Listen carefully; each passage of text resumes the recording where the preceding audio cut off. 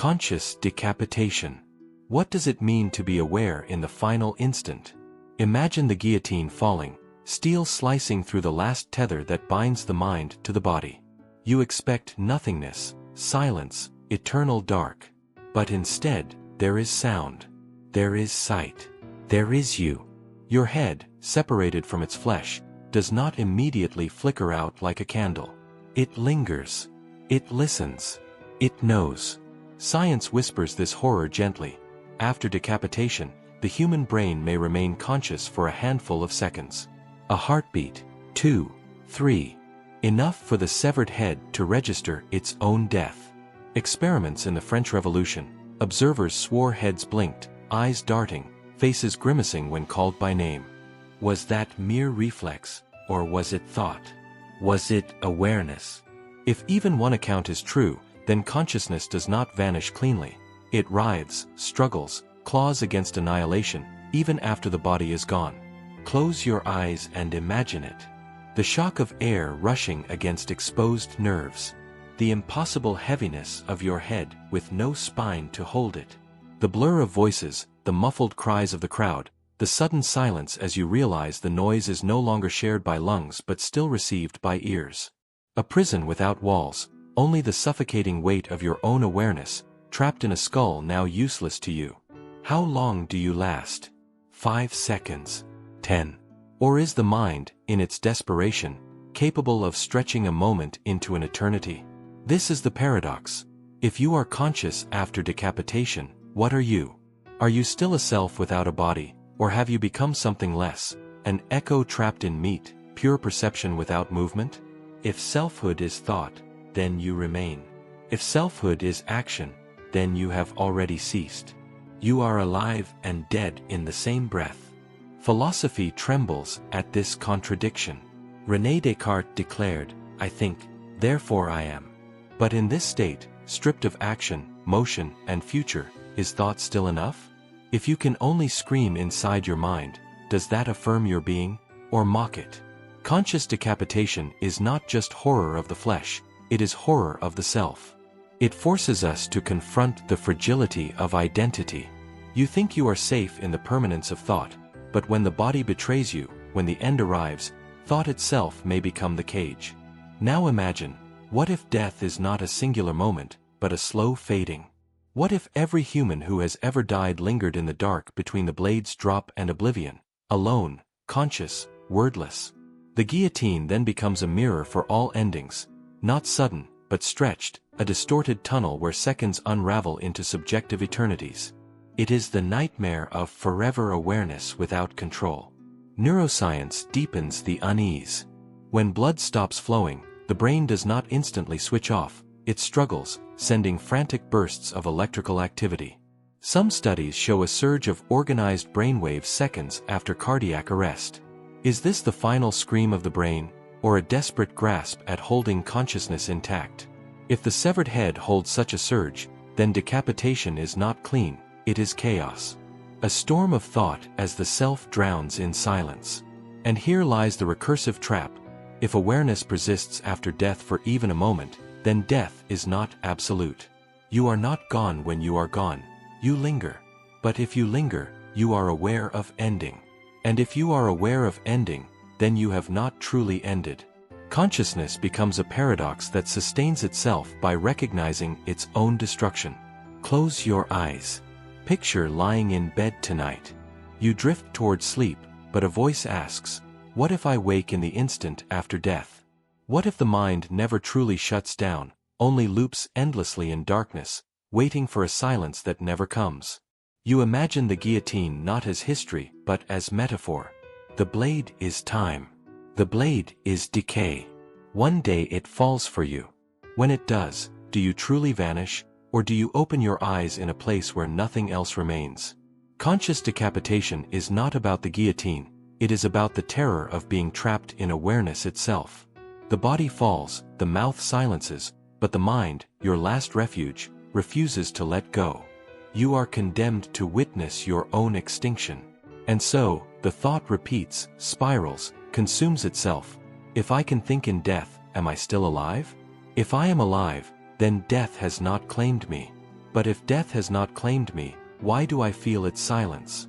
Tell me, if the blade fell for you tonight, and your eyes opened into that abyss of seconds stretched into forever, would you have the strength to endure them? Or would those final seconds be the longest eternity you could never escape? Brain alive after death. Imagine standing on the edge of nothingness, believing death is an instant erasure. One blink, one breath, and you cease to exist. But what if you are wrong? What if, after the heart stops, after the lungs collapse, after the body surrenders, the mind lingers?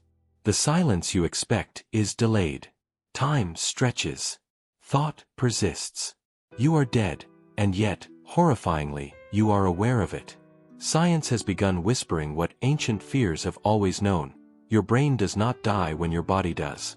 Studies on cardiac arrest patients reveal something unsettling: a surge of brain activity, structured and intense, firing seconds to minutes after the heart has stopped.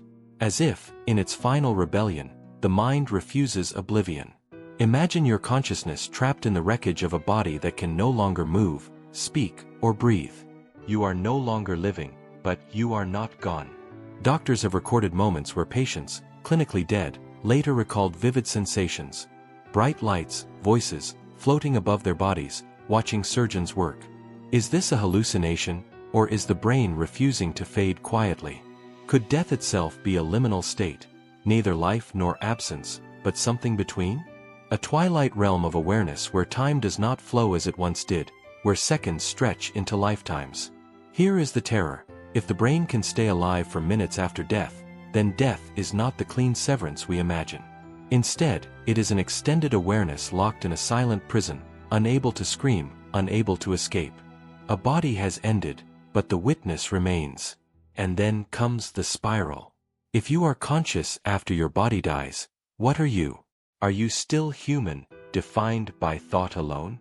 Or are you a ghost trapped inside yourself, your mind wandering the fading circuits of a dying machine?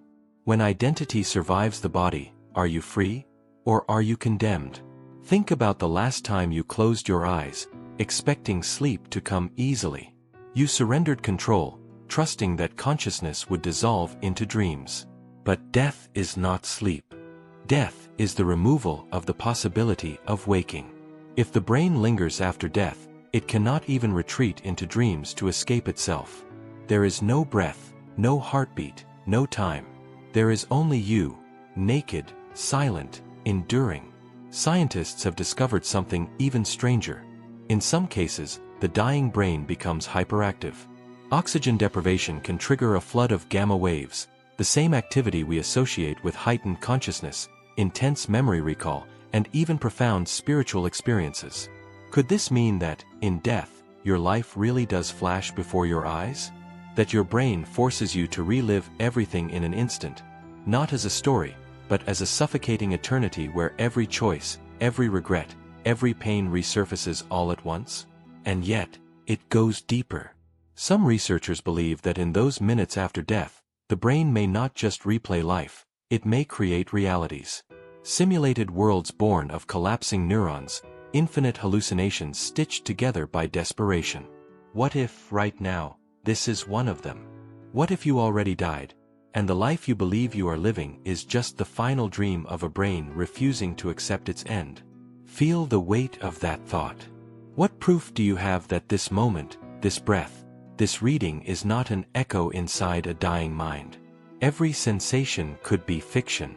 Every memory, fabrication. Perhaps the instant of your death is infinite because the brain, terrified, refuses to release you into nothingness. You are trapped in an endless loop of before, replaying life forever because the after does not exist. This is where philosophy collides with neuroscience. René Descartes believed thought was proof of existence. I think, therefore I am. But what if thought continues without life? Are you existing, or are you merely a malfunctioning spark? If consciousness survives without a body, then maybe death is not the end but a distortion, an infinite present where you are suspended, never arriving at nothing, never moving forward, never waking up. Picture lying in your bed tonight. The air feels heavier, quieter. Somewhere in the dark, your heart beats steadily, thump, thump, thump. One day it will stop. And when it does, what if your mind opens instead of closes? You wake up inside the silence, trapped in the final moments of yourself, unable to scream, unable to move, unable to tell anyone, I am still here. What if this happens to everyone? Every death, every fallen soldier, every forgotten ancestor, each locked in their final awareness, stretching seconds into eternities. Countless voices, silent, buried in endless fading thought. And then comes the paradox. If the mind persists after death, does it ever truly die? If death never feels like death from within, then maybe there is no such thing as being gone. But if you cannot die, you cannot escape. You live forever, but not as you imagined. Not in peace, not in bliss, but suspended in the instant of ending, forever conscious of being over. And here is the final, lingering question. When your heart stops beating, will you fade gently into nothingness? Or will you open your eyes into a darkness where thought never ends? Noisy corpses. You think death brings silence. That the moment a body stops breathing, the world finally falls quiet. But the dead do not stay silent. In morgues, crematoriums, and burial chambers, corpses speak in sounds that are not meant to exist. Low groans, faint sighs, cracking joints, whispers of escaping gases. Imagine standing in a cold, sterile room, metal trays lined with motionless bodies, and hearing one of them moan. The first time it happens, you might think it is your mind playing tricks. But science tells another story. The human body is a pressurized system, and even after death, physics continues its work. Gases trapped inside decaying organs force their way out, producing sounds that are horrifyingly human. A sigh, a whimper, even a faint scream. Dead lungs no longer breathe, yet somehow, the dead sound alive. Imagine being the mortician, working late, gloved hands cold against colder flesh. You lean in to sew the jaw shut, and a long, soft groan escapes the mouth beneath your fingers. Your rational mind whispers, just gas, but deep inside, something primal recoils. The body you are touching, the thing you know to be lifeless, just spoke without a soul. And it is not just groans. There are reports from crematoriums where corpses have let out chilling screams when heat causes trapped air to expand violently through the vocal cords. There are morgue attendants who have sworn they heard whispers in cold storage, only to open the drawer and find nothing but stillness. Some have quit, refusing to return, claiming that the dead talk when no one is listening. Why do these sounds disturb us so deeply? Because they blur the line between life and death. A body that moans, sighs, or cries challenges the idea of finality. It forces us to confront a terrifying possibility. Maybe death is not as silent as we want to believe. Maybe the dead are aware. The mind begins to spiral. When you die, your body will still move. Rigor mortis will seize your muscles, forcing your hands to clench, your back to arch, your jaw to set. Later, as gases expand inside you, your limbs may twitch, your chest may rise as though drawing breath, your throat may push out a broken groan. If someone is near, they might swear you are alive for just a moment, then realize the truth. And then, imagine this.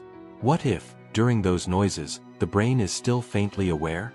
Science tells us that some neural activity can persist for minutes, even hours, in rare conditions. What if those moans are not just gases? What if they are the last echoes of awareness trapped inside a failing body? A scream you cannot control. A sound without language, born of terror and confusion, slipping from lips that can no longer form words. There are ancient stories across cultures that whisper of this same phenomenon. Folklore from Europe to Asia speaks of the crying dead, bodies said to wail or sigh during burial rites. Priests once believed these were signs of restless souls, trapped between worlds, clawing against the silence of death. Science calls it decomposition. Religion calls it haunting. Which is worse, knowing the dead cannot speak, or suspecting that they still try? Now, think about cremation. At nearly 1,500 degrees Fahrenheit, fat boils, water vaporizes, gases burst. The body becomes an unwilling instrument, forced into unnatural sound. Some crematorium workers wear headphones, not for music, but to block out the screams of the dead as their bodies betray them. Imagine that sound, not of a soul, not of thought, but of meat becoming memory. Does knowing the science make it less disturbing, or more? Here's the paradox. We fear ghosts, but what we truly fear are bodies that act alive after death. A twitching hand. A sudden sigh. A scream echoing from a furnace. It is the boundary being crossed, the realization that death is not a clean severance but a messy, ambiguous descent. Close your eyes and picture your own final silence. Imagine lying still, your family gathered around, their tears falling softly. The doctor declares the time of death. Voices fade. Darkness settles. And then, air inside your lungs escapes. A low, rattling moan slips from your lips. Your loved ones recoil. For a second, they believe you are coming back, only to realize the truth. It was your body's last betrayal. And then ask yourself, what if the sound was not random? What if, in that brief exhalation, you tried to say something? To warn them? To scream? But your brain was locked inside a dying prison, trapped in the horrifying awareness that your voice no longer belongs to you. The next time you stand in silence, remember this. Death does not erase noise. The dead sigh, moan, and scream, as if mocking the living who believe silence is an escape. If you listen closely, perhaps too closely, you might hear them still. And now, one question remains. When your time comes, will the last sound your body makes be a whisper of peace, or a scream that no one will ever understand? Goosebump bodies. Your body is supposed to be silent in death. Still. Untouched. But it is not. Imagine this. Someone stands over a corpse, cold and lifeless, and suddenly, the skin ripples. Tiny bumps rise like whispers under the flesh. Goosebumps. A body that no longer breathes, still reacting. Why? Goosebumps are the ghosts of survival instincts. In life, they were warnings, an ancient reflex passed down from fur-covered ancestors. When danger loomed, muscles around each hair follicle tightened, making hair stand taller to appear larger, more threatening. It was biology's silent armor. But death does not silence instincts immediately. For a brief, haunting window, fragments of the nervous system still fire like fading sparks in a dying engine. Even when your consciousness slips into the void, your body lingers in this half-state, a machine running without a driver. Think about it. Somewhere deep beneath the skin, a network of dead but not dead electrical circuits flickers one last time. A whisper of life on its way to nowhere. We like to imagine death as a clean break, but what if it is messier than that? What if the body continues to remember, fear even when the mind has already gone? And then another thought gnaws at the edges. If your body still responds after your self is gone, are you truly gone? Or is there something left behind, trapped in the shell, reacting without understanding? If goosebumps can rise on a corpse, what other instincts linger quietly in the dark? How much of you survives in the silence that follows your last breath? Nails grow after death. Picture this. The body has been lying still for hours, its breath long silenced, its heart surrendered. And yet, the fingernails appear longer, sharper, almost claw-like. As if, in death, something inside you continues to grow. People whisper it like a ghost story. Even after you die, your nails keep growing. But the truth is more disturbing. After death, the body begins to dry. Skin loses its moisture, shrinking back, tightening like paper scorched by invisible heat. And as it retracts, the nails, once hidden beneath soft tissue, emerge further. They do not grow. Instead, death reveals what was always hidden beneath.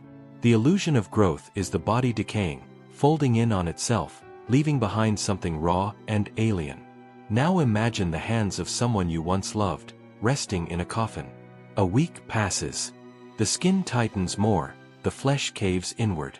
The nails, pale and cold, jut outward like silent weapons.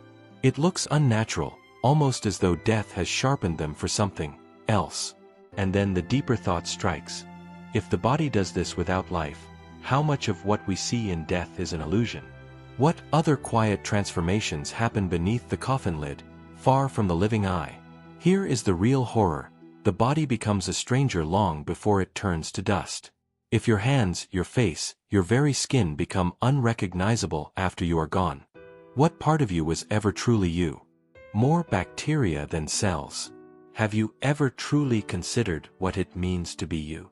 You look at your hands, your skin, your reflection, and you are convinced that the shape you see in the mirror defines your identity. You believe your body is yours, your cells belong to you, and your consciousness is the sole ruler within this flesh prison. But here is the paradox: you are not entirely you.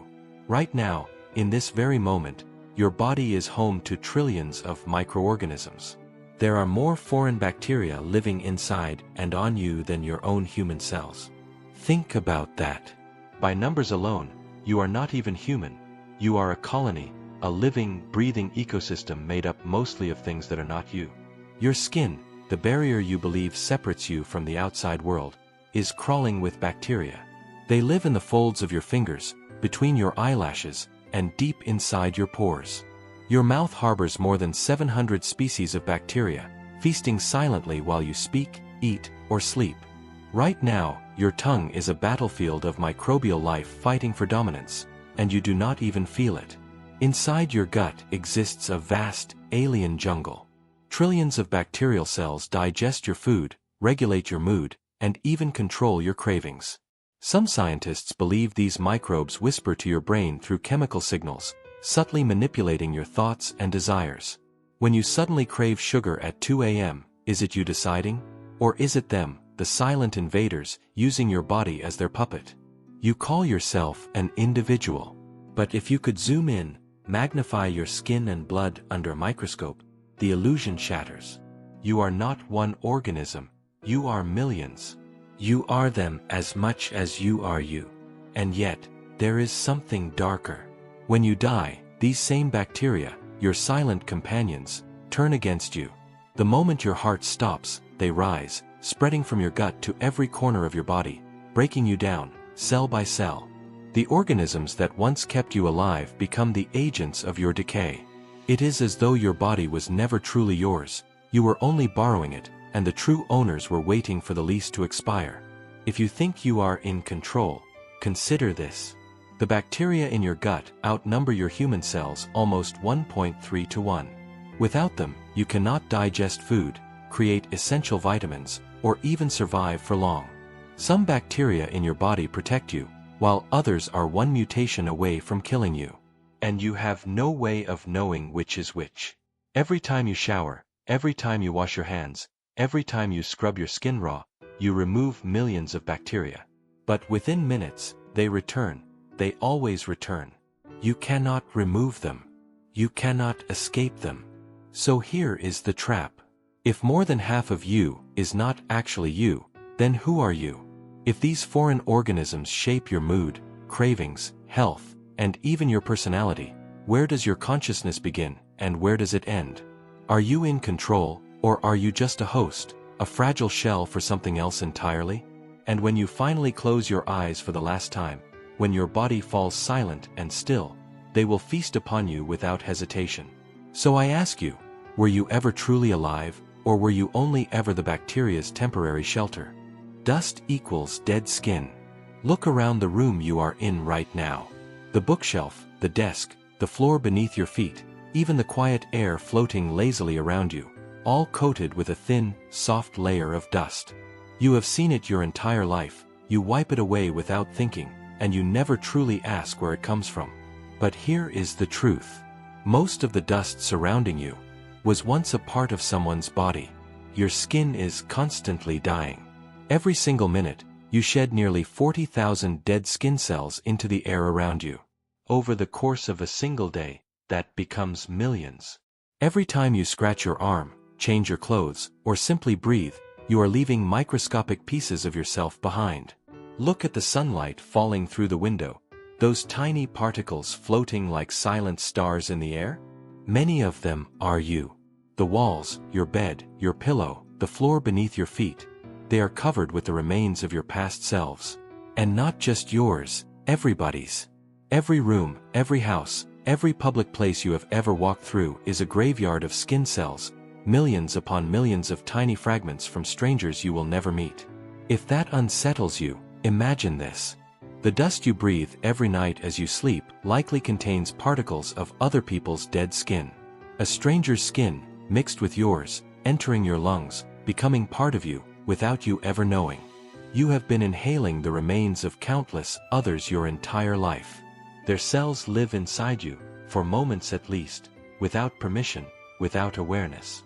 And yet, there is something darker. Where does this cycle end? Skin dies, cells scatter, dust settles, lungs breathe it in. That dust becomes part of your body, and when you die, your skin joins it all over again. Your body becomes part of someone else's air, someone else's lungs, someone else's dust. Your body is not yours. It never was. We live inside an endless exchange of decay. In your living room, in your office, in your bedroom, death hangs quietly in the air, invisible but always there. Take this further. Imagine walking through an ancient library, brushing your fingers along dusty shelves. Some of that dust is centuries old, carrying particles of people who have been dead for hundreds of years. Without knowing, you are touching, inhaling, and merging with them. 1,000 strangers, long forgotten, literally live inside you. The next time you wipe away dust from a table, think carefully. Some of it could be your old self, shed months ago. Some of it could belong to someone else, dead and buried decades past. And some of it might come from bodies burned to ash, lingering as invisible fragments that never truly disappear. If dust is made of dead skin, and we are constantly breathing it in, how many pieces of strangers are already inside you right now? How many pieces of you are already scattered in other people's lungs? When the dust settles, what truly separates the living from the dead? Maggots inside wounds. Imagine this. You wake up one morning with a strange itch on your leg. It feels harmless at first, like a mosquito bite or maybe a scratch from yesterday. You glance at it and see nothing unusual, just a small red mark. But by nightfall, the itch becomes a burning sting, and something inside your skin begins to move. By the second day, you cannot ignore it anymore. You peel back the bandage or lift the corner of your sleeve, and there they are. Tiny white maggots writhing inside your flesh, eating you alive, silently, patiently. It sounds like a nightmare, but it is not rare. Flies are opportunists. When they find an open wound, even one so small you barely notice it, they lay eggs inside your flesh. Within hours, those eggs hatch, and a swarm of maggots begins its gruesome feast. They eat your tissue, your muscles, and sometimes even burrow deeper toward your veins and organs. This horrifying phenomenon has a name: meiosis. The unsettling truth is that this can happen almost anywhere in the world. In humid regions, in tropical climates, even in your own home if a fly gets too close. For some, it begins with a single unnoticed bite. For others, it is an untreated wound, a patch of damp skin, or even the soft lining of your nose or ears. And yet, here comes the paradox. Maggots are both destroyers and saviors. In modern medicine, doctors sometimes intentionally place sterilized maggots into infected wounds because they are nature's most efficient cleaners. They eat dead tissue while leaving living cells untouched, preventing life-threatening infections. In hospitals, maggots save lives every day.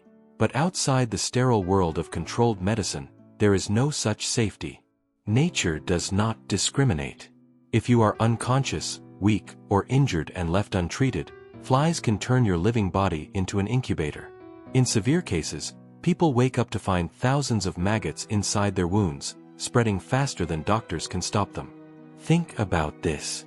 In certain tropical regions, human botflies lay eggs beneath your skin without you even feeling it. You could carry them for weeks, never knowing until they begin to wriggle their way out. In war zones, open wounds often became breeding grounds where soldiers rotted from the inside out before anyone noticed. Even today, there are cases of maggots being discovered inside people's ears, noses, and eye sockets. Now pause for a moment and imagine lying perfectly still in bed. You feel a soft tickle on your arm. You scratch absent-mindedly. But what if that tickle is inside your skin, not on top of it? It gets worse. After death, when your body falls silent, the same process accelerates. Flies gather around you instinctively, seeking warmth and moisture. Within hours, they lay hundreds of eggs. Within a single day, your body becomes alive with movement, not because of you, but because of the next generation feeding on what you used to be. Life consuming death. Death feeding life. The endless cycle continues. And here lies the final thought trap.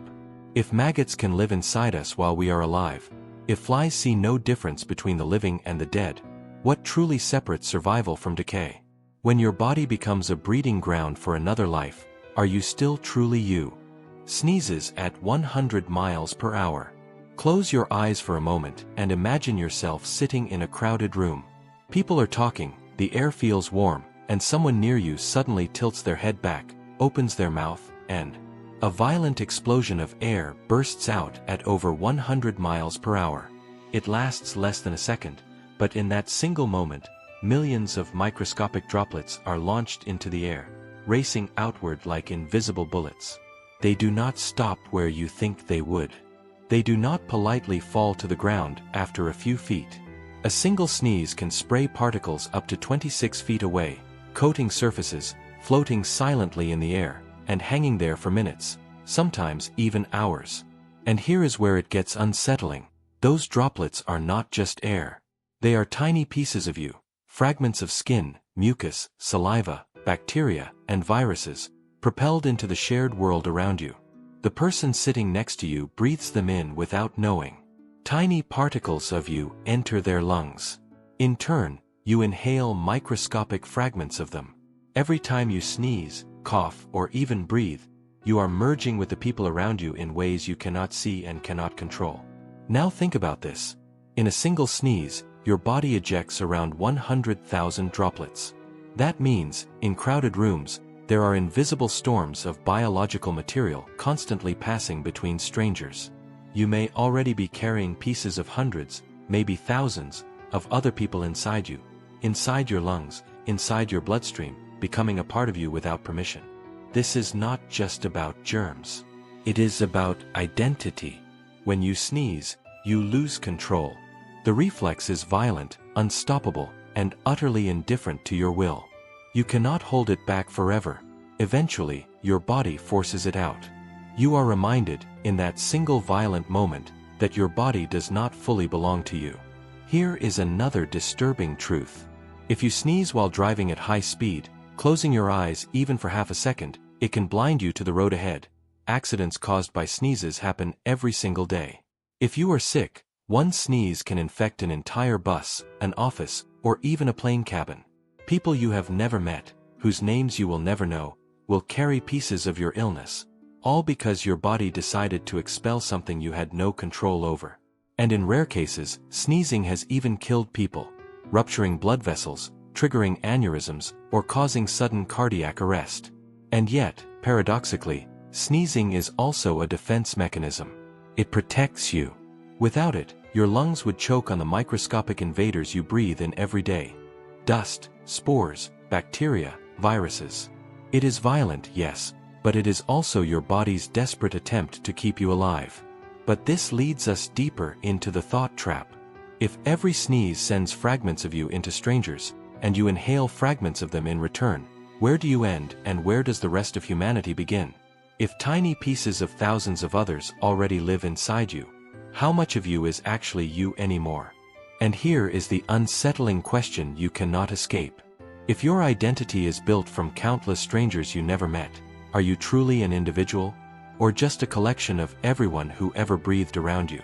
Sleep paralysis. You open your eyes, but you cannot move. The room is silent, yet every detail feels amplified. The ticking clock, the shifting shadows, the weight of your own breath. You try to scream, but your voice does not come. You try to move, but your body betrays you. This is sleep paralysis, a state where your brain wakes up, but your body remains locked in the paralysis of REM sleep. You are trapped between two worlds, awake enough to know you are conscious, yet frozen inside the machinery of your own flesh. And it is here, in this fragile boundary between waking and dreaming, that reality bends.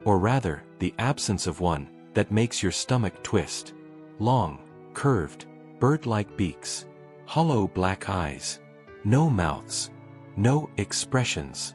These are the plague doctors. And their masks, those grotesque, elongated shapes, hide more than faces. They hide the deepest fear of humanity. Inside the beak, they packed herbs, spices, dried flowers, and vinegar-soaked rags, believing the miasma, the poisoned air, carried the plague. The mask became both protection and prison. Imagine breathing through layers of rotting lavender and clove while the streets drowned in death. Imagine the stifling heat, the slow suffocation, knowing that at any moment, the mask might fail. But here is the paradox. The mask was useless. The plague did not drift on air. It crawled on fleas, clung to rats, traveled on the very clothes of the doctors themselves. The more they walked among the dying, the more they spread death from one house to another. The mask, a symbol of safety, became a silent weapon. Now picture the soundscape of that world, muffled breathing through leather, the hollow scrape of boots on wet stone, the rustling of rats beneath the piles of limbs, and somewhere, always somewhere, the dull clang of church bells counting bodies instead of hours. Even centuries later, these masks invade our nightmares. Something about them bypasses reason and speaks directly to a primitive fear. The black voids where eyes should be, the unnatural curve of the beak, the anonymity of death itself staring back at you. You are not looking at a doctor. You are looking at death wearing a disguise. And here is the disturbing truth. If another plague came tomorrow, something fast, silent, and incurable, would we be any different? Would our masks save us this time? Or would we simply wear another symbol of false protection, comforting ourselves while death walks beside us? Now, let this thought fester. If survival depends on illusion, do you really want to know when the illusion fails? Dead portraits. Imagine standing in a dimly lit Victorian drawing room. The heavy curtains choke the sunlight, and the air smells faintly of dust and fading roses. A polished wooden chair sits in the center, draped with a figure dressed in their finest clothes. Their posture is perfect.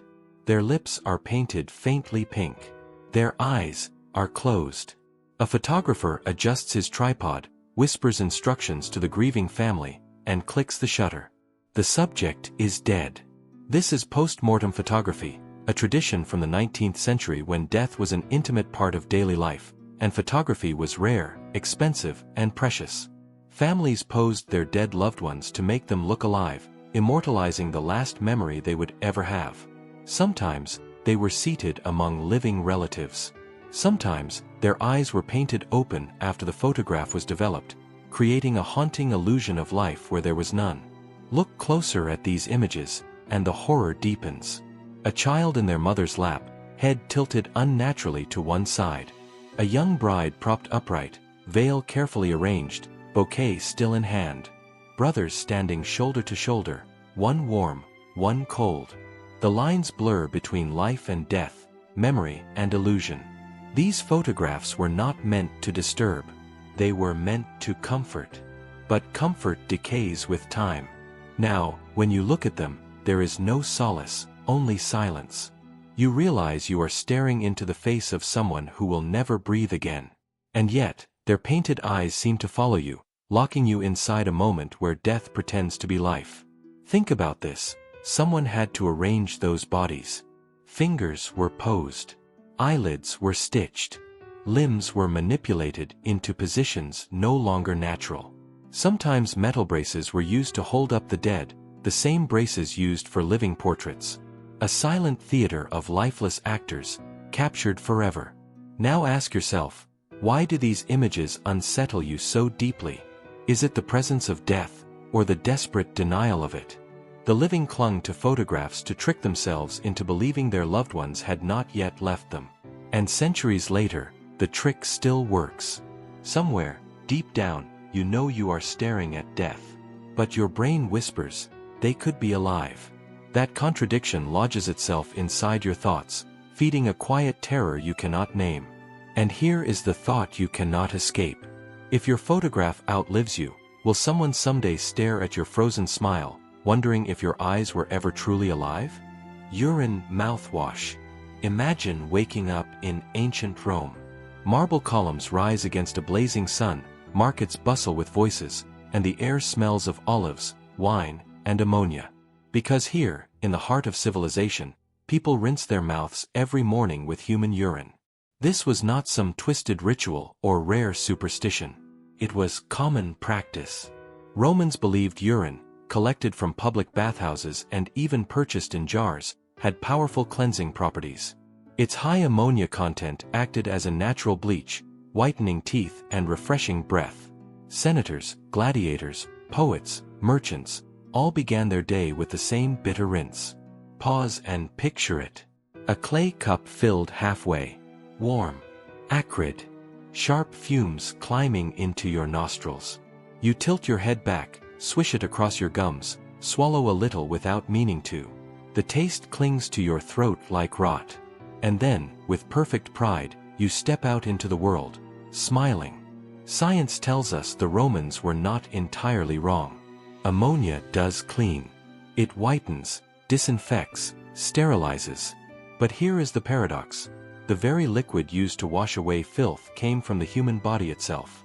In purifying, they were recycling waste. In cleansing, they were consuming decay. It went deeper than vanity. Urine was so valuable that Emperor Vespasian imposed a tax on its collection, coining the phrase pecunia non olet, money does not stink. Dyers used it to bleach wool. Leatherworkers soaked hides in it to soften them. Every street corner stank of the same bitter tang. The empire itself ran, in part, on human waste.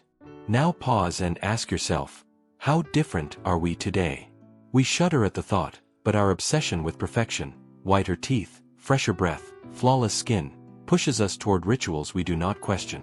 In 2,000 years, will someone look back at our chemical peels, bleaching kits, and toxic serums the way we now look at Roman urine cups? And here is the thought you cannot rinse away. If beauty demands decay, how clean are you willing to become? Mercury drink. Imagine lifting a small, shimmering vial to your lips. Inside it, a liquid like molten silver ripples under the light. Mesmerizing, alien, perfect. It is mercury, once called quicksilver, worshipped for its beauty and mystery. In ancient China, India, and later in Europe, emperors, kings, and alchemists believed this glowing metal carried the secret of immortality. To drink mercury, they thought, was to swallow power itself, to cheat time, to live forever. But immortality came with a cost. The moment mercury touched the tongue, it began a silent, irreversible invasion. It slipped past the throat, coated the stomach, and dissolved into the bloodstream. And from there, it poisoned everything. Nerves unraveled. Organs shut down. Teeth fell loose. The skin turned pale and clammy. Minds decayed into madness. One emperor swallowed so much that his insides burned from the inside out, yet he begged for more, convinced each dose brought him closer to eternity. Another ruler's jawbone crumbled in his sleep. Alchemists, fingers trembling with tremors, recorded their formulas with shaking hands, all while their own bodies rotted quietly beneath their robes. The paradox is cruel. In chasing eternal life, they hurried death. The very cure they sought became the disease that consumed them. Centuries later, modern science revealed mercury's truth. It destroys the nervous system, blinds the eyes, blackens the gums, and drives the brain into delirium. But in a world where death was inevitable, hope was enough to justify the risk. Now, think about this.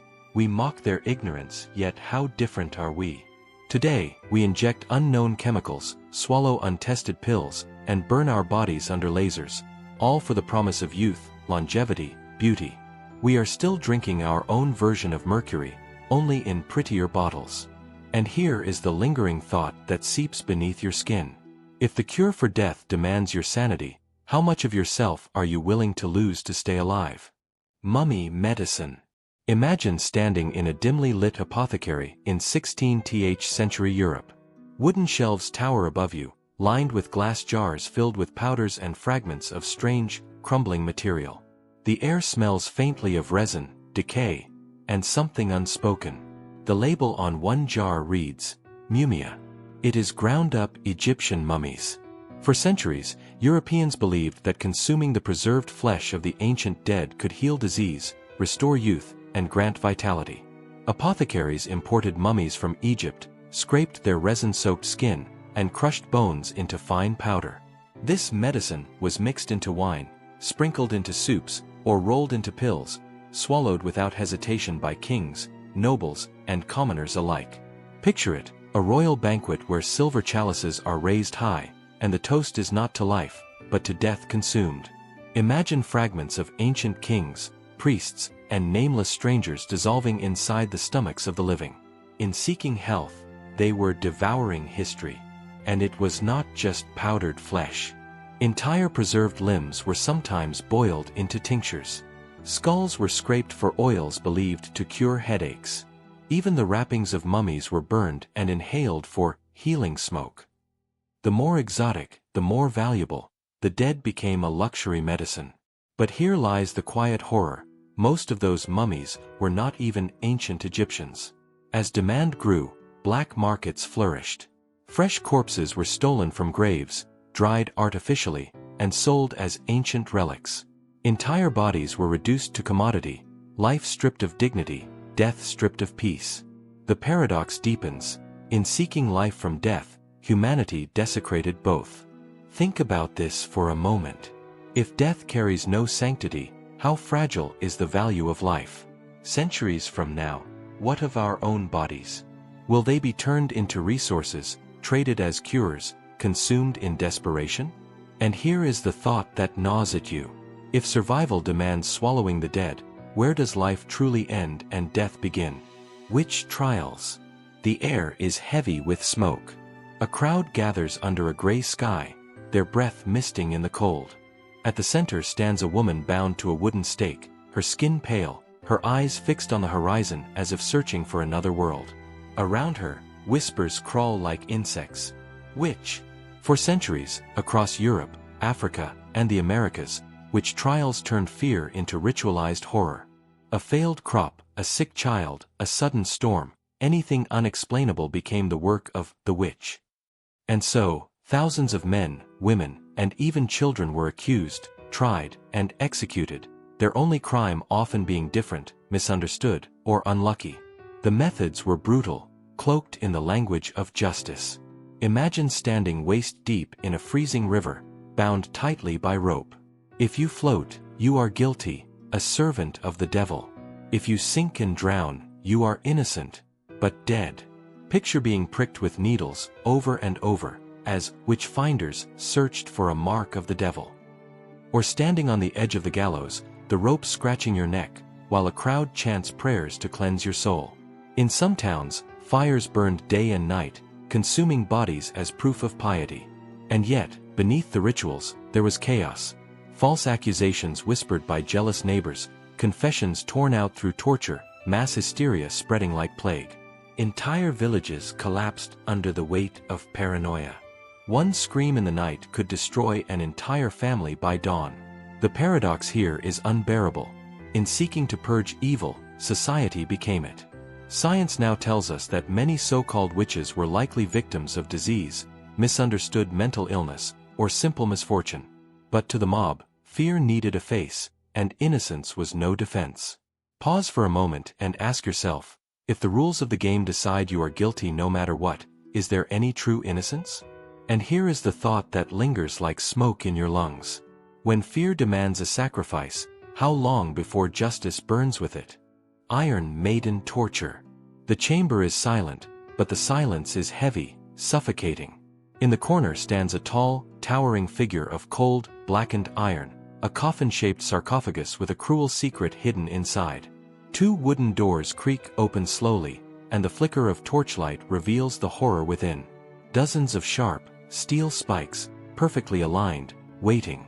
The Iron Maiden, a device whispered about in medieval Europe, a punishment reserved for heretics, traitors, and anyone unfortunate enough to be declared an enemy of power. Victims were locked inside, their bodies pressed against cold iron, as the spikes pierced flesh, not deep enough to kill instantly, but just enough to keep the victim alive in excruciating agony. Hours. Sometimes days. Imagine standing inside the suffocating darkness, the walls closing in, the iron pressing against your skin until it breaks. You try not to move, but even breathing drives the spikes deeper. You hear the sound of your own blood dripping, echoing in the hollow chamber. Outside, muffled voices debate your guilt, while your screams dissolve into silence. But here is the unsettling truth. Historians now believe that the Iron Maiden, as we imagine it, may never have truly existed in the Middle Ages.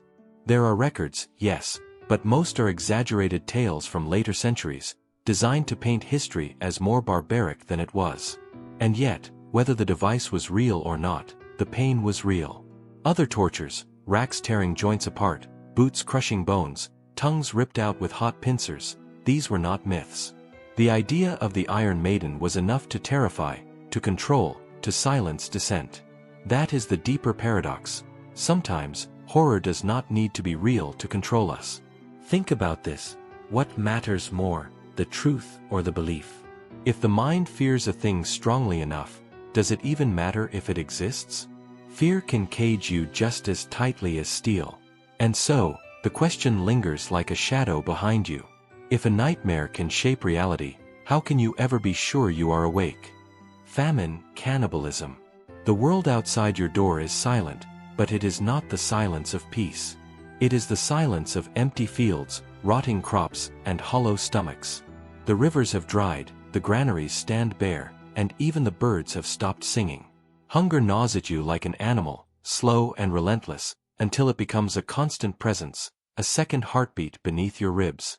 In times of great famine, when nature turns against humanity, desperation rewrites morality. There are places in history where the unthinkable became survival. People consumed the flesh of the dead, and sometimes, the flesh of the living. Imagine a darkened cottage on the edge of a starving village. A mother cradles her silent child, her body trembling, her lips cracked and bleeding.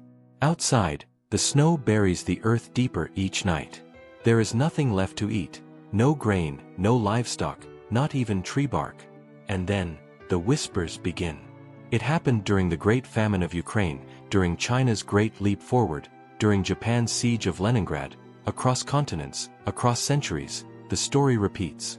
People buried their shame in silence, but history remembers.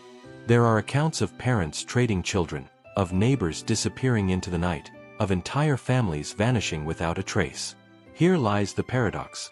The thing that sustains life becomes the thing that destroys what makes us human. When hunger sharpens into madness, the body stops caring about morality. The distinction between the living and the dead dissolves, and the line between victim and survivor blurs.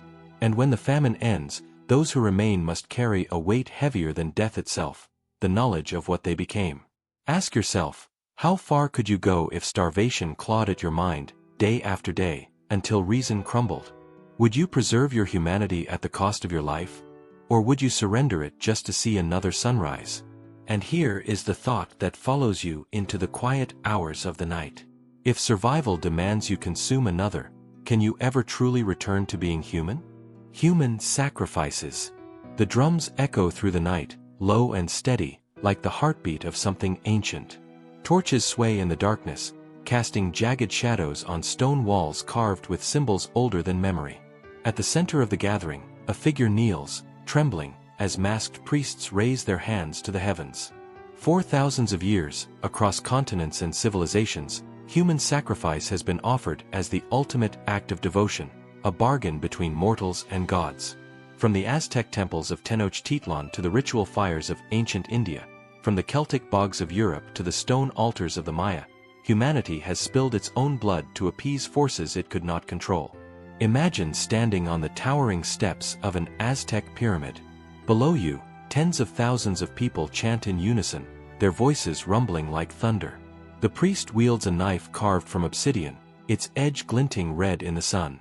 With practiced precision, he drives it into the chest of the chosen victim, pulling free the still beating heart, lifting it high to the sky so the gods might grant rain, fertility, or victory in war. The paradox lies here. Sacrifice was seen as life-giving, yet it was built upon death. To ensure the survival of the many, the few, sometimes the unwilling, sometimes the honored, were taken. A brutal logic born of desperation and faith. In some cultures, Victims believed their deaths carried divine purpose. In others, terror reigned, slaves, prisoners, and even children chosen without consent, stripped of their names, their stories swallowed by ritual. Entire societies normalized the unimaginable, convinced that the gods demanded suffering as payment for existence itself. And yet, think about this. Were they truly appeasing divine forces? Or were they feeding the fears of those in power? What if the gods were silent all along, and it was only humanity's hunger for control that demanded blood? Here is the deeper unease. If a society can normalize killing in the name of faith, how certain are you that your own world is free from unseen sacrifices?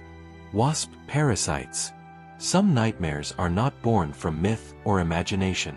Some live in the grass beneath your feet, waiting, patient and precise. Among them are the parasitic wasps, nature's architects of living horror. A single sting is all it takes.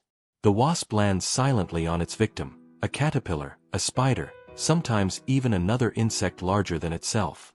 Its stinger pierces flesh, delivering not just venom but something far worse, eggs. Tiny, invisible seeds of life injected into a still living host. Days later, those eggs hatch. From inside the victim's body, larvae awaken. They begin to feed, carefully, intelligently. They know instinctively not to kill their host, not yet. They consume non-vital organs first, leaving the heart, lungs, and brain untouched for as long as possible, keeping the body alive, a walking corpse sustaining its own destruction. This is not mindless violence. It is design. Some species go further, releasing chemicals that rewrite the victim's brain, turning it into a caretaker for the creatures eating it from within. The host defends the larvae from predators, spinning protective cocoons, feeding them, until the moment its own body collapses, emptied and abandoned.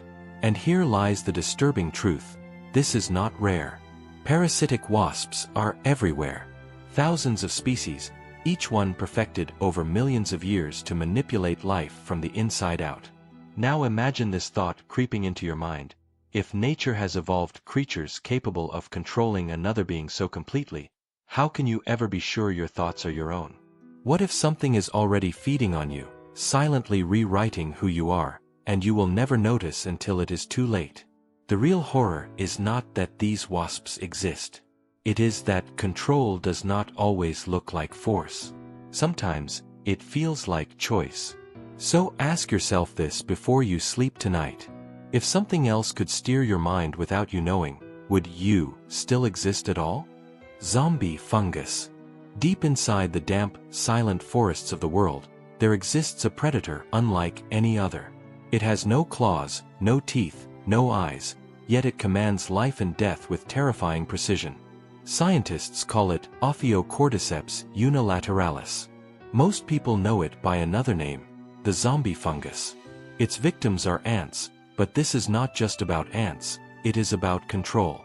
An ant, unaware, brushes past invisible spores scattered across a leaf. They cling to its body, dissolving through its exoskeleton like whispers seeping into a locked room. Inside, the fungus begins to grow, weaving through muscles, wrapping around nerves, burrowing toward the brain. But here is where the horror sharpens. It does not destroy the mind, it hijacks it. Within days, the ant no longer serves itself. It moves with purpose that is not its own, leaving the colony, climbing to a leaf's underside, a perfect position chosen by the parasite. And then, at the fungus's silent command, the ant locks its jaws around the leaf and waits. It waits as the fungus eats it alive from the inside. Finally, when the body has been hollowed out, a thin stalk erupts from the back of the ant's head, rising like a grotesque tower. From this stalk, new spores rain down to the forest floor, waiting for the next victim. The ant was never aware of what was happening. Its mind was not destroyed, it was repurposed. But here is the thought you cannot shake. If evolution created a parasite capable of controlling its host so completely, what stops it from happening to us? There are parasites in humans, too. Smaller, subtler, quieter. Microscopic invaders that change behavior, alter emotions, even influence decisions. What if your fears, your desires, your compulsions are not entirely yours? Think carefully before you dismiss it. If something else could command your thoughts without your knowledge, would you ever realize you were not the one thinking them? Toilet rats. It always begins with a sound you cannot place. A faint scratching, an echo beneath porcelain, a ripple of water where there should be none. You tell yourself it is nothing. Plumbing, pipes, pressure, until you remember the stories. Because sometimes, the sound is alive. In the underbellies of cities, beneath layers of concrete and steel, lies an endless labyrinth of tunnels and sewage lines. And there, in the damp dark, rats thrive. They breed in shadows, adapt to poison, and learn the pathways better than architects ever imagined. Here is the unsettling truth. They can swim.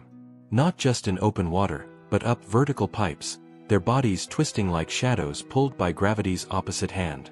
A rat can hold its breath for up to 3 minutes, kicking silently upward through the filth, searching, following scent and instinct, until it emerges from the one place you thought was safe. Your bathroom. Your toilet. There are documented cases across the world, entire families waking to chaos, small feet scratching porcelain, wet for slipping over the bowl's edge. Some attacks are silent. Others are not. In rare, horrifying instances, the first sign anyone notices is pain. It feels absurd, does it not? You stand there every day, unaware that below you, the pipes lead to a kingdom built on survival.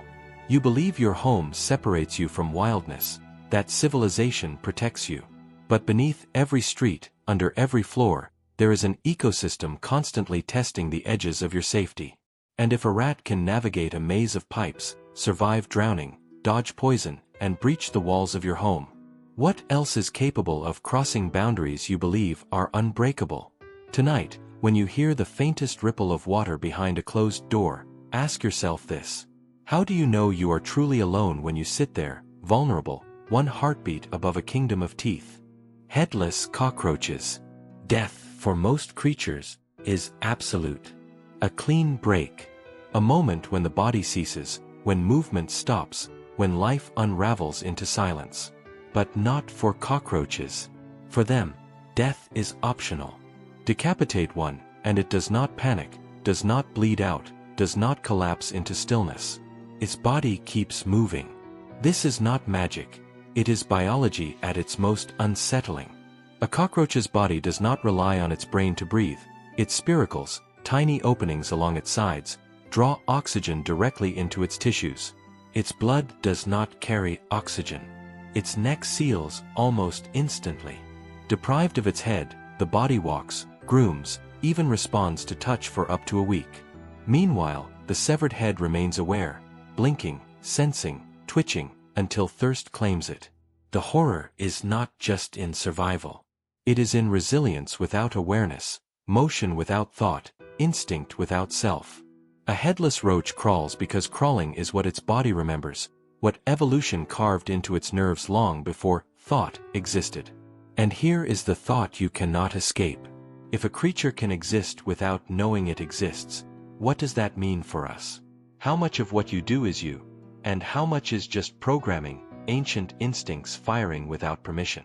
When you breathe, when you blink, when your heart beats without your command, are you really in control? Imagine, for a moment, being trapped in your own body, unable to choose, unable to stop, alive only because some deeper part of you refuses to let go.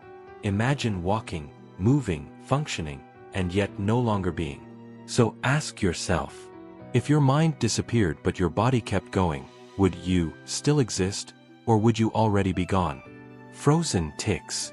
Imagine something so small, so silent, so patient that even death cannot claim it. A creature that can wait, buried in ice, trapped in frost, forgotten for years, and when the thaw comes, it wakes. Ticks are among nature's most relentless survivors. Where other creatures perish in cold, their bodies shift into something between life and death. Inside their cells, proteins act like antifreeze, preventing ice crystals from forming. Their tiny hearts slow until they are almost still. Their breath vanishes into silence. For months, sometimes years, they remain frozen statues beneath the snow. And then, with the first hint of warmth, the nightmare begins again. The tick awakens hungry. Always hungry. Its sole purpose is to feed. It crawls from the frost into the living world, sensing heat, carbon dioxide, vibrations, the subtle signals of blood flowing beneath skin. It waits on blades of grass, motionless, until a shadow passes.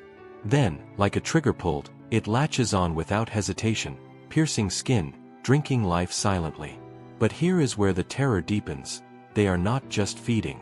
They are carriers. Inside their bodies hide microscopic assassins: Lyme disease, Rocky Mountain spotted fever, encephalitis, invisible passengers riding the tick into your veins. You will never feel it. You will never see it. One moment, you are whole. The next, something unseen spreads beneath your skin. And yet the question lingers, heavier than the parasite itself. If something so small, so fragile, can pause its existence in frozen time, what does that say about life? About death? When winter buries the earth, you assume all has ended, that cold claims everything. But under the ice, in silence, things endure. They wait. If death is only a pause for some creatures, are you certain it will not be the same for you? Intestinal eels. Beneath your skin, beneath your awareness, there exists a darkness you cannot see, a world where life thrives inside you. The thought unsettles you already, does it not? The idea that your body, the thing you believe is entirely your own, could become home to something else. Now imagine this: eels. Not the electric kind, not the deep-sea predators you picture. These are smaller, stranger, more insidious. Found in parts of Asia and South America, parasitic eels have been discovered living inside human intestines, twisting through the folds of flesh as if they belong there. They slither silently, unseen, unfelt, at first. You might not even know they are there until it is too late. The symptoms begin quietly: discomfort, bloating, an ache you cannot name. Then come the sharper pains, the sudden nausea, the sense that something inside you moves when you are perfectly still. In extreme cases, patients have vomited live eels, small, writhing bodies pulled from a place you thought was safe. It sounds impossible, absurd even, yet there are documented medical reports. Flooded rivers, raw seafood, contaminated water, the pathways are endless. The eel does not care who you are. To it, you are nothing more than a habitat, a warm cavern carved perfectly for survival. And the deeper horror is not the creature itself, but the illusion it shatters. You believe you are a singular being, a self-contained life. But right now, at this very moment, you are not one life, you are billions. Microbes, bacteria, dormant parasites, all of them sharing your skin, your blood, your breath. How much of you is really you? If something alien can live within you unnoticed, twisting through your insides for weeks, months, years, how certain are you that you are not already a host? Cannibal cats. Your cat loves you. At least, that is what you believe. It curls up against your chest, purrs softly, rubs its head against your hand. You think it sees you as family. You think you are safe. But when you die, your cat does not mourn you. It eats you. There are hundreds of documented cases. Forensic teams enter silent apartments where someone has died alone. Days pass. The air grows heavy. And when they finally break the door open, they find the cats, calm, fed, alive. The owners are not whole anymore. The face is usually the first to go. Soft tissue. Lips. Eyelids. Then fingers. Cats are precise, methodical, even tender in their consumption. They do not tear wildly like dogs do. They nibble. Slowly. Carefully. The unsettling part? This is not hunger born of desperation. Sometimes, the food bowl is still full. Sometimes, there are unopened cans stacked neatly on the shelf. Cats eat their owners because instinct whispers louder than affection. To them, you are not sacred. You are meat. And here lies the deeper horror. If love can dissolve so easily into instinct, if the creature that purrs in your lap today can become the predator over your body tomorrow, then what does that say about connection? Are bonds real?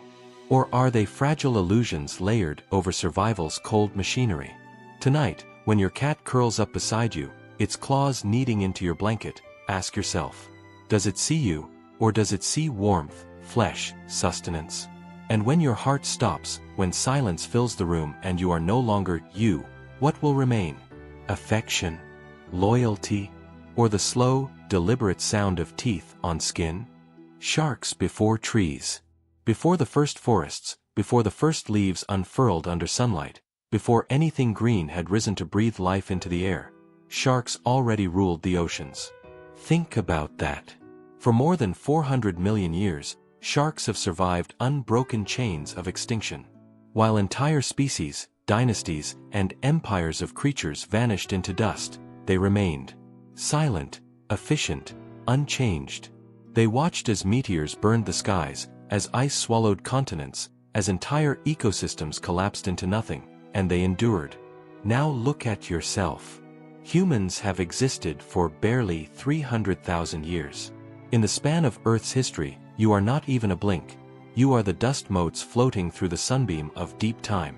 To sharks, we are temporary. To the planet, we are fragile experiments destined to vanish, just like the billions before us. And yet, humans pretend permanence. We build cities of steel and glass, name streets after ourselves, believe our civilizations will last forever. But one day, our towers will crumble, our records will fade, and the sea will reclaim our ruins. When that happens, sharks will still be there, slicing through dark waters, indifferent to our rise and fall.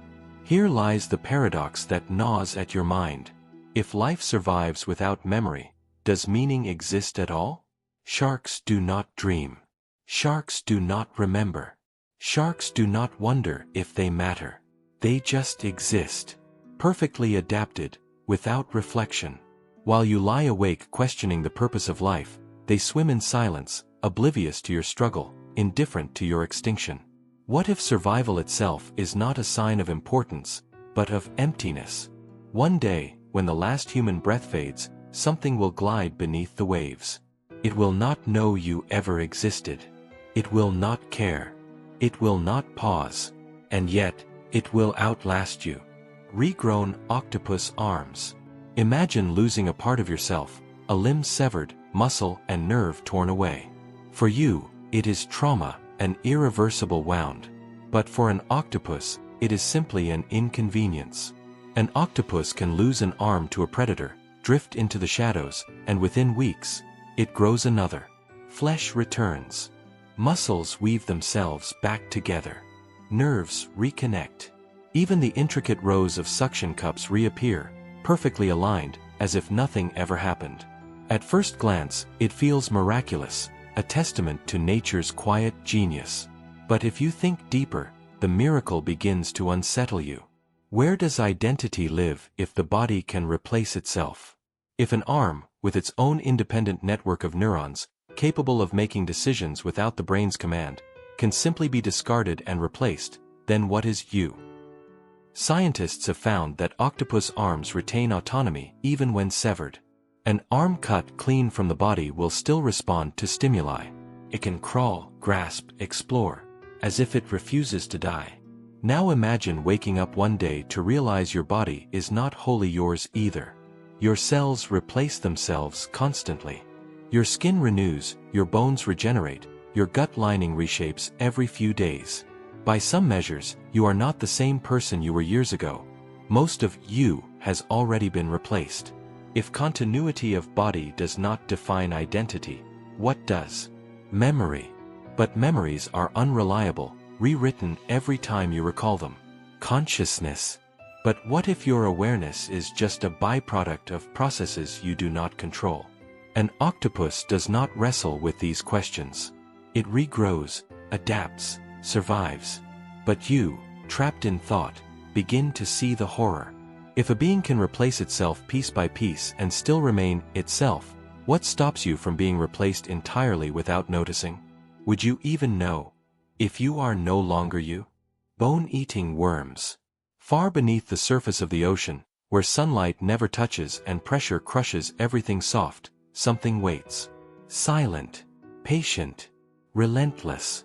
When a whale dies, its massive body sinks into the abyss, a whale fall, as scientists call it. And soon after, the worms arrive. Not ordinary worms. Bone-eating worms. They are called ostacs, which literally means bone devourer. They have no mouths, no teeth, no eyes. They are soft, fragile, almost ghost-like. Yet, they are designed for one purpose: to consume the marrow of the dead. They drill into bones using acid, sending thin, root-like tendrils deep into the skeleton to extract nutrients locked away for decades. Inside each corpse, they bloom like flowers of decay, spreading across rib cages and skulls, turning death into a quiet garden of feeders. It sounds distant, alien, safe. But here is the part that unsettles you. These worms are not just in the deep sea. Microscopic versions live on land too. In graveyards. In the soil beneath your feet. Slowly, silently, they consume human bones as time erases us. Every body, no matter how loved, no matter how carefully buried, eventually becomes a feast. And the worms are patient. They always win. There is no negotiation with them, no appeal, no dignity in the end. One day, even your strongest, most enduring part, your bones, will soften, dissolve, and disappear, taken by something so small you will never see it coming. And here is the thought you cannot escape. If even bones do not last, what does? Will there ever be a trace of you, or will time and biology conspire to erase you entirely, leaving no memory, no marker, no proof you were ever here? In the silence of the deep, the worms are already at work, whispering the same promise to everything that lives. You will feed us too. Leprosy rot. Imagine waking up one morning and noticing a pale patch on your skin. It feels numb, almost dead to the touch. You ignore it, thinking it is harmless. Days pass. Weeks. Then, without warning, the numbness spreads. The flesh begins to fade, not with pain but with silence. This is leprosy, an ancient disease whispered about in sacred texts, feared across civilizations, used as a metaphor for divine punishment. But the reality is more disturbing than the stories. Leprosy does not rip your flesh apart violently. It is patient. It steals sensation first, creeping along the nerves like a phantom thief. You stop feeling pain, stop noticing wounds, stop reacting when your skin burns or bleeds. Then the body begins to break down piece by piece, while you are still alive inside it. Fingers shorten. Toes vanish. Soft tissue recedes as if erased. Faces collapse inwards, leaving hollowed sockets where noses used to be. Eyelids droop until the eyes cannot close. And through it all, the brain remains untouched. You stay aware. For centuries, leprosy was seen as a curse. The infected were shunned, exiled, left to rot in isolation. Entire colonies of the untouchable existed at the edges of society, where people awaited death knowing it would come slowly, knowing they would decompose while still breathing. Science eventually found the culprit: Mycobacterium leprae, a microscopic invader so small it seems insignificant. And yet, it rewires your body at a fundamental level, turning your nerves against you, forcing your own cells to consume themselves. But here lies the paradox you cannot ignore. If pain is what keeps us alive, what happens when pain disappears? Leprosy proves a terrifying truth: without suffering, we cannot protect ourselves. Pain, the thing you hate most, is also the thing keeping you whole. Strip it away, and you begin to vanish, piece by piece, while your mind remains a prisoner inside a collapsing shell. So ask yourself this: if one day your body began dissolving in silence, without pain, without warning, would you even notice the moment you stopped being you? Smallpox deaths. Close your eyes and imagine a time before vaccines, before antibiotics, before the safety nets you take for granted. A single cough, a single breath, a single touch, and death spreads like wildfire. This was smallpox. For thousands of years, this tiny virus haunted humanity, stalking every generation without mercy. Its method was cruel and absolute. It crept silently into your body, hiding for days while you felt fine, luring you into false safety. Then the fever came. The headaches. The exhaustion so deep it felt like drowning in your own body. And then, the rash. It began as small, red spots, harmless, almost gentle. But soon, Your skin erupted into blisters, filling with thick pus, each one a colony of death multiplying beneath the surface. Within days, the blisters spread everywhere, across your face, your chest, your arms, even your eyes. And then they burst. The air filled with the stench of infection. You became unrecognizable, your body a landscape of agony. If you survived the blisters, the virus gave you scars that never faded. If you did not, the end came slow, suffocating, and violent. For centuries, entire civilizations trembled in its shadow. Ancient Egyptian mummies bear its marks. Kings, queens, warriors, and peasants, none were spared. It killed hundreds of millions, reshaping the history of humanity. And yet, what makes smallpox truly horrifying is not just the suffering it caused, but how easily it spread.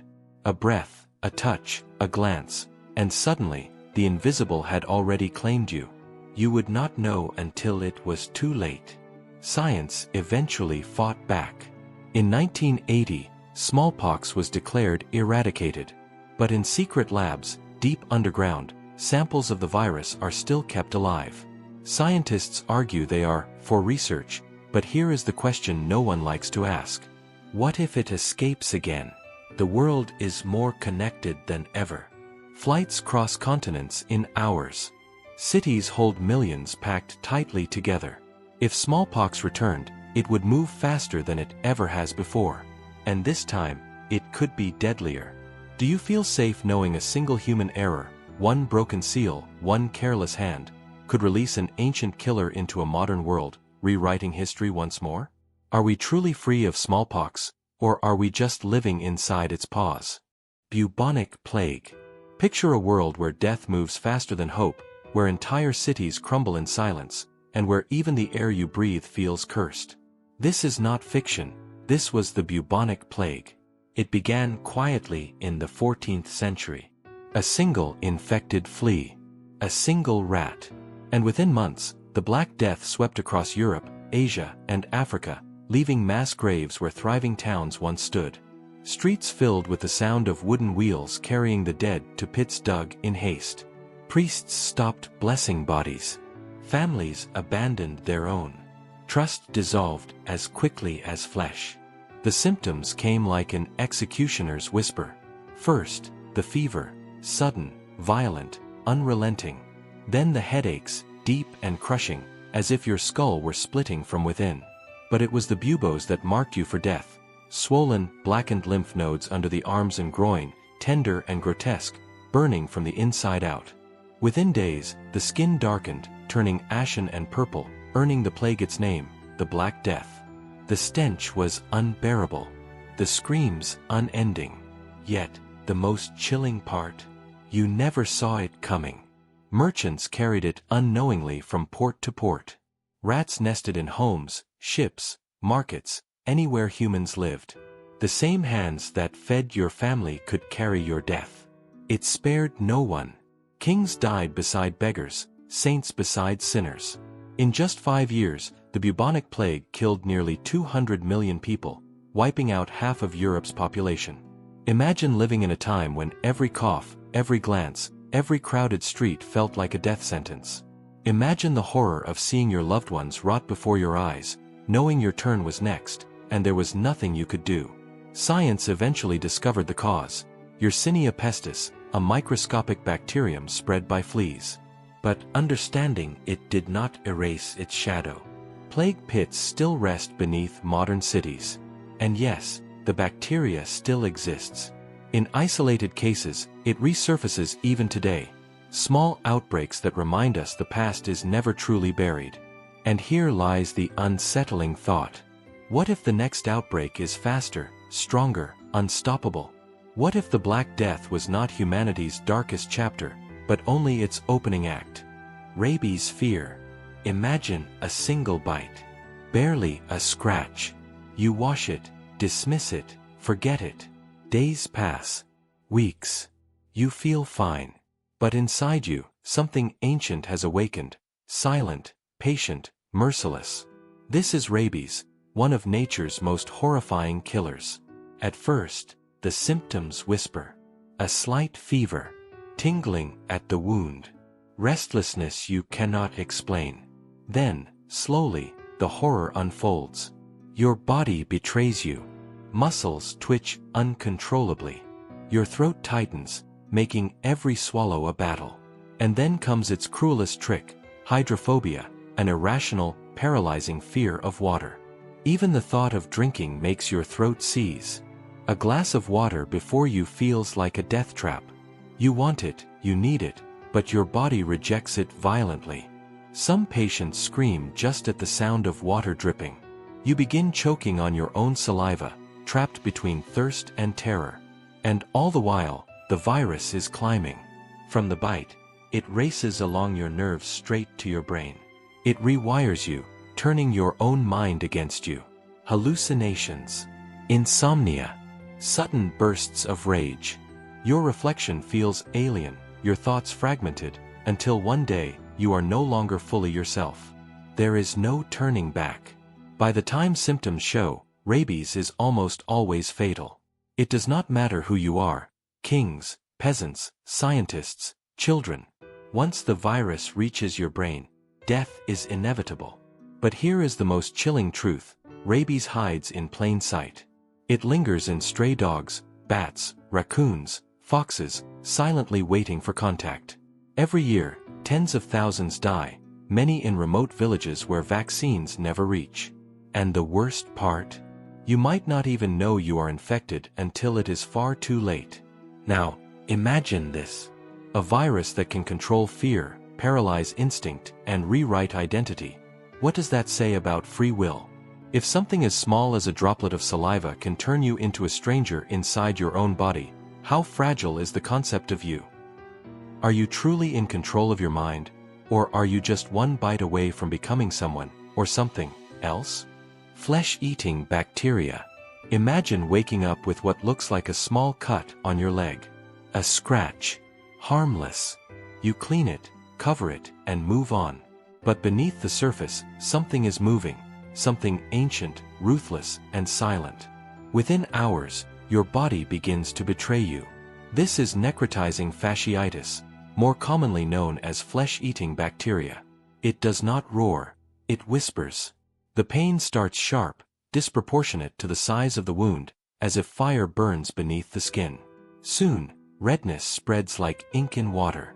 Your skin blisters, darkens, and dies, piece by piece. By the time you realize what is happening, it may already be too late. Doctors cut deeper and deeper, removing chunks of flesh in a desperate race against time. Sometimes, entire limbs are amputated just to keep you alive. And still, even with the best medicine, the survival rate is terrifyingly low. But here is the unsettling truth. The bacteria responsible, like Streptococcus pyogenes or Vibrio vulnificus, are not rare invaders from some alien world. They live among us, on our skin, in our oceans, in public pools, and sometimes in the very water we drink. All they need is an opening, a weakness, a single pathway into the warm sanctuary of your body. And when they enter, they move fast. In less than 24 hours, healthy flesh turns black. In 48 hours, organs begin to shut down. By the third day, many victims are gone, leaving behind nothing but surgical scars and unanswered questions. Now, here is where the paradox deepens. We trust our bodies to protect us. We believe our skin is a shield, our immune system a fortress. But what if the enemy does not come from outside? What if the danger lives on us, with us, inside us, waiting for the right moment to consume us from within? Close your eyes for a second and ask yourself, if your own body can betray you without warning, how safe are you, really? Mad cow brain. Imagine eating your favorite steak, juicy and tender, without a second thought. Hours pass, days turn into years, and nothing seems wrong. But hidden inside that bite was a time bomb, silent, patient, and unstoppable. This is mad cow disease, scientifically known as bovine spongiform encephalopathy, BSE. It does not work like normal diseases. There is no virus, no bacteria, no parasite. Instead, the killer is you, or rather, your own proteins, twisted into something alien. These prion are corrupted shapes of normal brain proteins. When they enter your system, they whisper a terrible command: change. And your brain listens.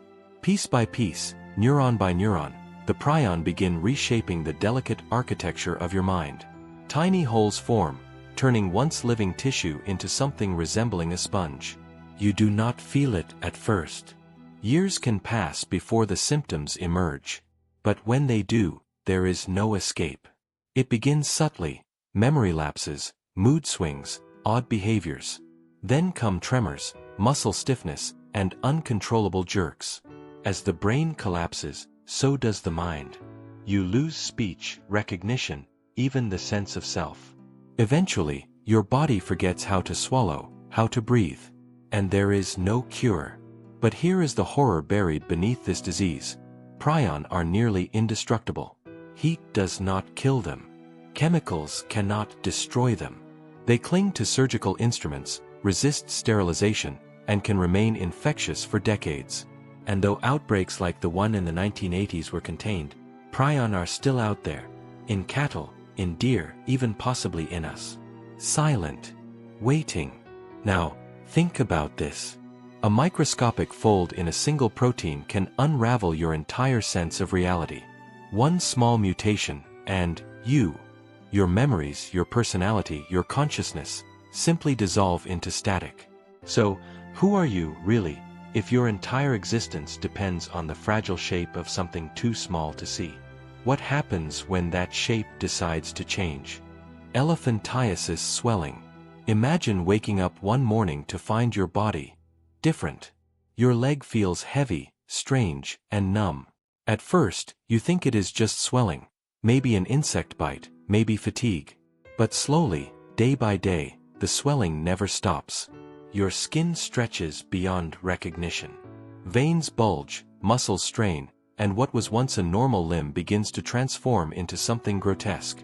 This is elephantiasis, a nightmarish condition caused by parasitic worms that invade the human lymphatic system and wage war from within. The culprits, microscopic filarial worms, are carried into your body by something as ordinary as a mosquito bite. They drift through your blood like silent assassins, hiding in the dark tunnels of your lymphatic network, the system responsible for draining excess fluid from your tissues. Once there, they block the flow, trapping liquid under your skin, swelling it inch by inch until your body becomes unrecognizable. The skin thickens, hardens, cracks. Infected areas become prone to ulcers, infections, and unbearable pain. But the worst part is not the physical agony, it is the psychological isolation. Elephantiasis marks you. It makes you visible in a way no one wants to be seen. For many, it leads to a life of shame, social rejection, and despair. Even with treatment, the damage can be permanent. Some patients require lifelong care, living with limbs that weigh more than their entire bodies. Others suffer in silence, trapped in regions where medical help is scarce and stigma runs deep. And here lies the disturbing paradox. One single bite from a tiny insect can rewrite your identity forever. The smallest, weakest creature can dismantle the illusion of control we cling to. So ask yourself this. If your body can be transformed beyond recognition by something you never even see, how much of you is really yours to keep? Black urine. Imagine standing in your bathroom, late at night, half asleep. You flush without looking, until one day, curiosity wins, and you glance down. What you see is black. Not dark yellow, not brown, black, like ink bleeding into water. This is not a nightmare. It is a rare but very real condition known as blackwater fever, often linked to severe malaria or a breakdown of red blood cells. And when it begins, it feels like your own body is leaking out its life. Here is how it works. The parasite responsible for malaria, Plasmodium falciparum, invades your red blood cells, turning them into fragile cages. Then, in a catastrophic chain reaction, those cages burst open, releasing hemoglobin directly into your bloodstream. Your kidneys, desperate to clean up the flood, fail under the pressure. The broken down blood pigments spill into your urine, staining it black. At first, you might think you are bleeding internally. But in truth, it is something worse. Your blood cells are dying faster than your body can replace them. As the condition progresses, fever spikes uncontrollably, chills rack your body, and a creeping weakness drags you into exhaustion. Without urgent medical intervention, kidney failure follows, and death comes quietly after. But here is the most disturbing twist. Blackwater fever was once thought to be rare, a relic of colonial medical journals. Yet climate change, antibiotic resistance, and global travel are making its resurgence increasingly possible. In some tropical regions, it has quietly returned, unnoticed by those who think such horrors belong to the past. And so the paradox unfolds. The very blood that keeps you alive can also become the poison that kills you. Look down at your hands for a moment. The veins beneath your skin, the silent rivers of life. How certain are you that tomorrow, they will not turn against you? Brain aneurysms. Imagine living your life without a single clue that inside your head, time is running out. You laugh, you talk, you breathe, you plan tomorrow, unaware that somewhere in the twisting labyrinth of your brain, a single artery is slowly stretching to its breaking point. This is the silent terror of a brain aneurysm. A weak spot forms in a blood vessel deep within your brain, swelling like a balloon under relentless pressure. It does not hurt. It does not warn you. For years, you carry this fragile secret without knowing it exists.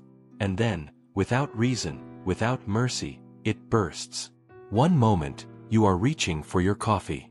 The next, an explosion of agony rips through your skull, the thunderclap headache, doctors call it, because it strikes like lightning.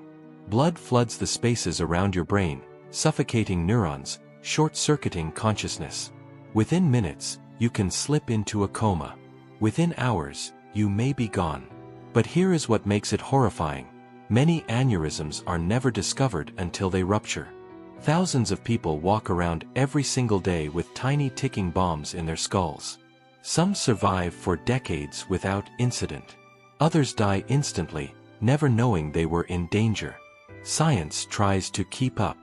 Surgeries exist, delicate procedures where doctors weave microscopic coils into fragile arteries, patching them from the inside. But not everyone is caught in time. And then there is the psychological trap. You could have one right now and never know it. Every headache, every flash of dizziness, every faint ringing in your ears could be meaningless. Or it could be the last warning you ever get. Ask yourself, how does it feel knowing your very thoughts, your memories, your sense of self, depend on the thin, fragile walls of vessels smaller than a strand of hair? What happens when one of them decides it cannot hold anymore? Tumor teeth and hair. Imagine going for a routine medical checkup, expecting nothing more than a simple scan, only to discover that something alive-looking is growing inside you. Not cancer in the traditional sense, not an infection, but something stranger, something unsettling. A tumor, with teeth, with hair. This is the disturbing reality of a teratoma, a rare type of tumor that defies everything we think we know about the human body. Teratomas form when certain cells, meant to become life, misfire. They are built from pluripotent cells, the same cells responsible for creating entire humans. But here, their instructions are broken, chaotic, incomplete. Instead of growing into a child, these rogue cells create a mockery of life, a growth that can contain teeth, strands of hair, fragments of bone, even pieces of skin. Think about that. A part of your body, completely disconnected from thought or intention, can try to create another you. Doctors have discovered teratomas in ovaries, testes, even inside the brain, horrifying, misplaced echoes of embryonic development. Patients describe the shock when their scans are revealed. Tiny jawlines hidden inside the tumor. Hair curling tightly around malformed bone. In some rare cases, fragments of undeveloped eyes. Science explains it clinically, but emotionally, it feels like something alien living within you, a silent stowaway pretending to be a part of you while not belonging at all. And here lies the deeper, more terrifying paradox. Your body cannot always tell what belongs to it. It can betray its own order, build structures with no purpose, and hide them within you for years. Sometimes, these teratomas are harmless. Other times, they grow large enough to crush organs, block airways, or trigger immune responses so violent that your own system begins destroying itself. Look at your reflection for a moment. The symmetry of your face, the rhythm of your breath, the illusion of control. How much of your body's creation is truly deliberate, and how much is simply chaos, pretending to be design? And if your own cells can create teeth where no mouth exists, what else could they decide to grow, silently, without permission?